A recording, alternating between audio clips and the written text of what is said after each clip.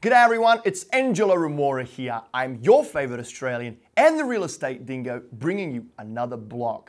And today I'm talking about why being a millionaire is overrated. Let's get it started.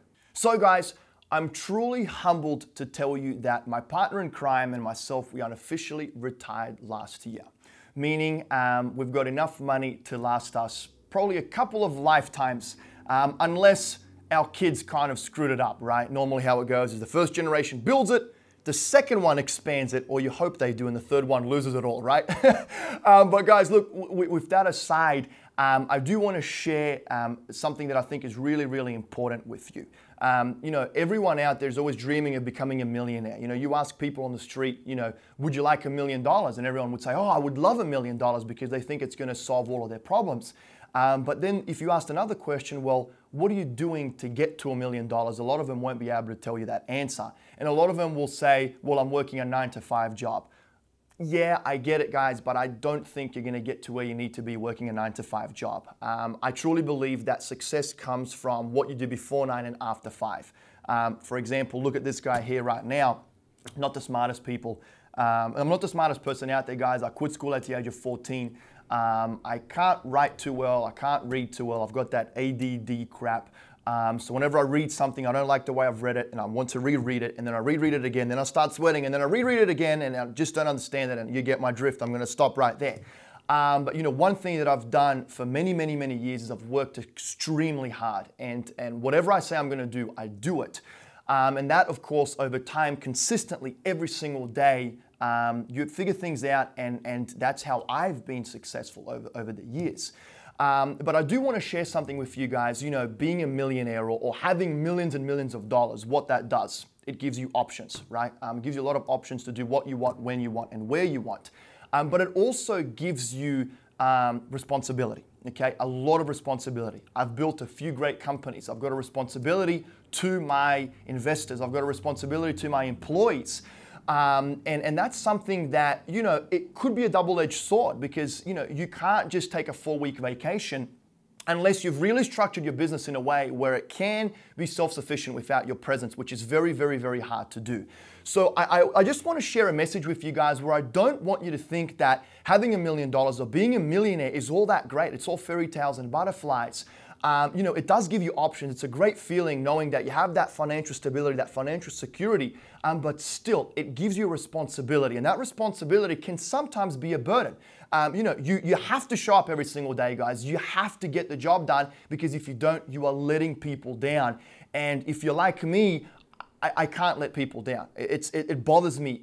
Internally, it bothers me. I can't sleep at night if I think that I've let someone down or owe something to them. And thank God, to this day, there is nothing that I owe to anyone except my mum, dad, and God himself. I do not owe a dime to anyone. And I think that I've always, you know, went above and beyond.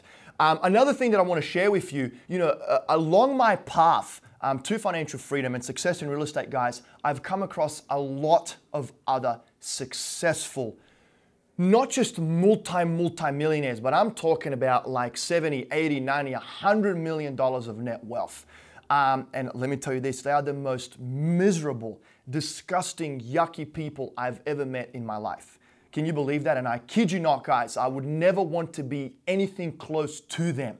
I don't even know how they can look in the mirror. And because if I was them and I always like to put myself in another person's shoes, I couldn't look in the mirror. These people, all they care about is the next transaction. All they care about is adding another zero to the bottom of their bank account. Guys, when you're on your deathbed, you're not going to ask to see your bank statement before you die. You want to be with family. You want to look back on your life and cherish the moments throughout your life, the memories that you built with people that you love, the people that you care for. I think that's very important. And look, as corny as this sounds, guys, I am still to this day, I'm chasing certain financial targets because I've got a lot of family members that I want to help out, that I love very dearly. I want to achieve a certain level of success with my various companies for my investors, for my employees. That is kind of my fulfillment. I love the quote, guys, by Tony Robbins. It goes like this: success without fulfillment is the ultimate failure. I can guarantee you this. I was very hungry once upon a time. I was eating peanut butter for breakfast and drinking $1 gas station coffees. So I know what it's like to be bottom of the barrel. You can't get any lower, it's like 6 feet under. Trust me, I really do. And now I'm at a different stage in my life where I've got all of the luxuries that I want. And I'll tell you this, guys. There comes a time, and you hit a certain point when you stop thinking about money. You stop thinking about doing the next deal to make that next profit, because it just doesn't give you fulfillment. Buying the watch, buying the car, buying the holiday home, buying your mansion, you get it. And then when you get it, you're like, crap, now what? Now I've got this. And I was very fortunate to achieve my childhood dreams at a very young age. I unofficially retired last year at the ripe age of 29, right? But that's still not fulfillment. Adding another zero to your bank account is not gonna get you that inner peace and that inner happiness. I promise you that. I promise you that. So I love the quote by Tony Robbins: success without fulfillment is the ultimate failure.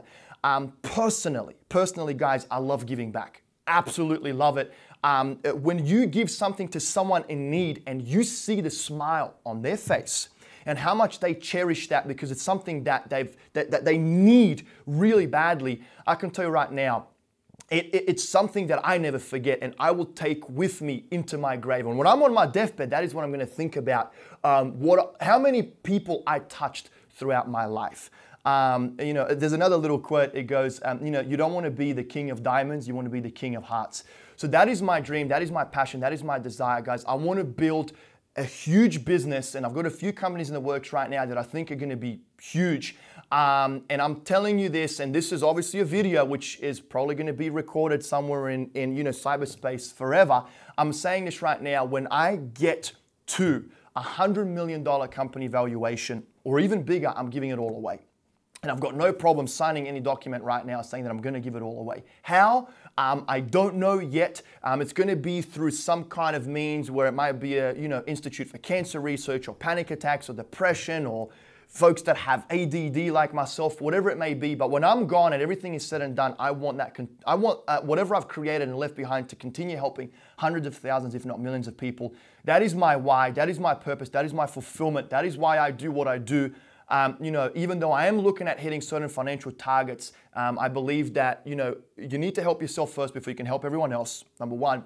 But number two, as much as I would love to go into a poor area right now and be hands-on and help people build houses or whatever it is, I know that if I make money and I give houses away like I have been doing to people in need, the more money that I make through my various businesses, the more houses I'll be able to give away, or the more people I'll be able to help with accumulating all of that wealth. As corny as it sounds, I don't really care if you believe me or not. I know that's what's in here. And that's all that matters to me. But yeah, guys, so summarizing everything, I know I've kind of rambled on here. Making a lot of money, being successful, having the millions, it's great. It comes with responsibilities. It could be a burden at times. But guys, when you do it, when you succeed, when you set yourself up and your loved ones up, give back. And that's all I can say, because that will truly be fulfillment.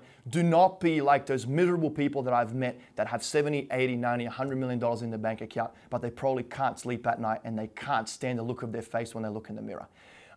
So guys, that's it. I hope you enjoyed this blog. I'd love to hear your comments below.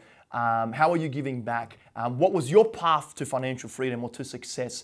Yeah, just hit me up below. That's pretty much it. Really appreciate you taking the time to watch the video. And I'm Angelo Remora. I'm your favorite Australian and the real estate dingo. You guys have a great day.